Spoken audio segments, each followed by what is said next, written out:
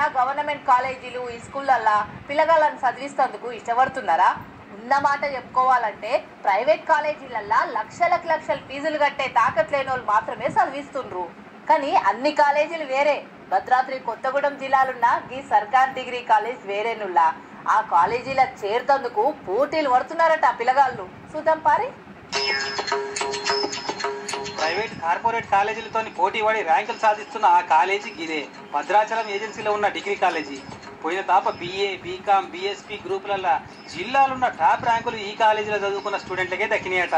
ఇగో private కాలేజీలో పాంప్లెట్లు కొట్టించి అడ్వర్టైజ్మెంట్ చేసుకున్నట్టు ఎట్లా పాంప్లెట్ కొట్టించారో పైసలు లేక ఎన్నికబడ్డారు. కానీ లేకుంటేనా ఒకటి BA, BSc, BCom కోర్సుల్లో డిస్ట్రిక్ట్ టాప్ ర్యాంకులన్నీ మా కాలేజీకి అని టీవీలు పేపర్లలో నింపేదురు కావచ్చు.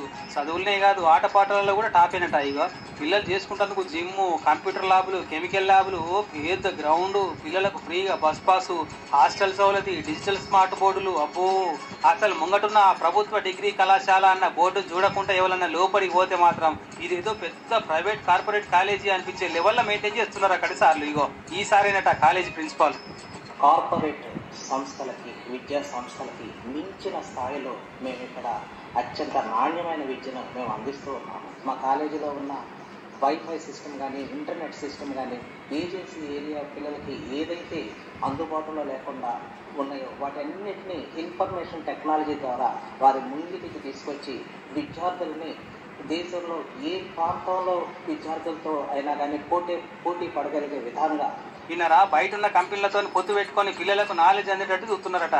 ఈ అట్టనే ఫ్రీ ఇంటర్నెట్, వైఫై అందుబాటులో పెడుతున్నారట. టెక్నాలజీ పరంగా చూస్తే ప్రైవేట్ కాలేజీలకు మించి సౌలతులు అందుబాటులో పెడుతున్నారట. ఇట్లుంటే ఎందుకు చదువురా పిల్లలు? అందుకే పోటీ పడి ర్యాంకులు కొడుతున్నట్టు. నీకు ఇట్లనే కదిమ సర్కార్ కాలేజీలు కూడా మారితే బాగుండు అనుకుంటారట. ఈ కాలేజీ పాంప్లెట్ చూసి పరేషాన్ అవుతున్న పక్క జిల్లాల పబ్లిక్ అంతా.